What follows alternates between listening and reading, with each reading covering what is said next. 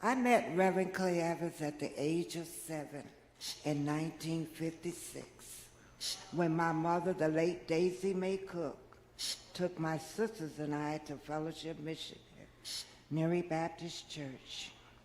Let me tell you, the Lord will give you the desires of your heart. When I was young, I wanted Reverend to know my name. When he saw me in the children's church, he would call me by my last name, which is my maiden name, Cook. Fast forward to 1987. Reverend had a position for a church secretary, and I applied for the position. Later, I had a dream that I was going to become the church secretary. And in my dream, the walls were the color blue. But when I got in the office, the walls were pink. 3 months later, Deacon Ernest Shaw started painting the walls blue. I screamed. Deke asked Celeste, "What's wrong with you?" I explained to him my dream. Reverend one day was calling out a name in the office, and Mrs. Banks said, "Celeste, who is Reverend calling?" I replied, "He has been calling some man for about an hour named Les." Back then, Reverend could hear.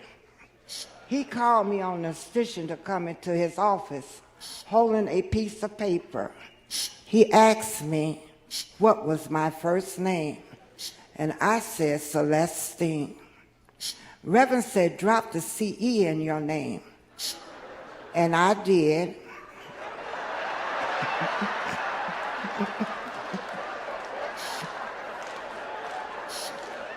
It's spelled Lestine. Then he said, "Drop the N, the T-I-N-E. That leaves less." I looked at Reverend and said, "Wow, Reverend, you've been calling me."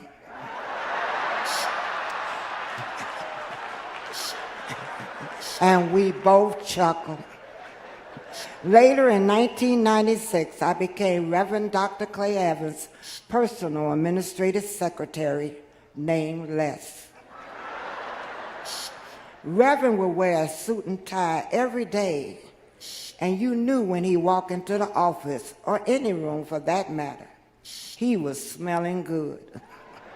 Someone was supplying him with that particular fragrance.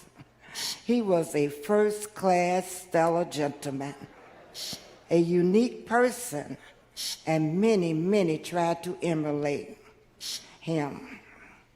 Every morning, Reverend would go to the prayer room located in the front lobby of the church and kneel at the altar.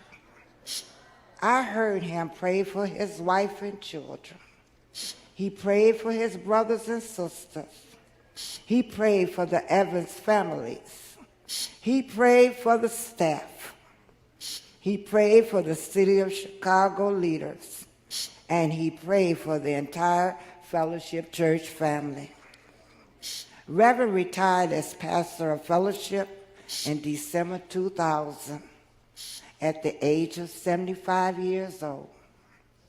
Reverend wanted the church to continue to grow.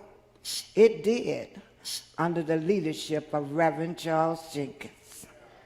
I want to end with the fruit of the Spirit. Kindness. Reverend exemplified kindness. Love.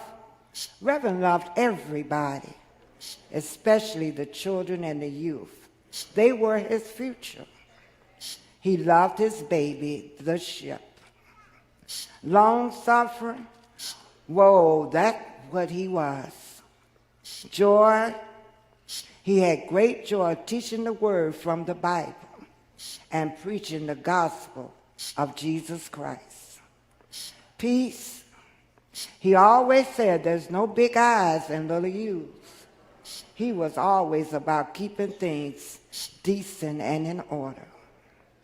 Patience. He knew my potentials and that I had his spirit. Reverend had the spirit of wisdom and understanding. Galatians 5:22. My 3 minutes is actually up, and I'm not standing like I got it on this paper. But Pastor Jenkins, please don't, just give me a few more seconds to remember my first pastor, father in the ministry, employer, and my best friend.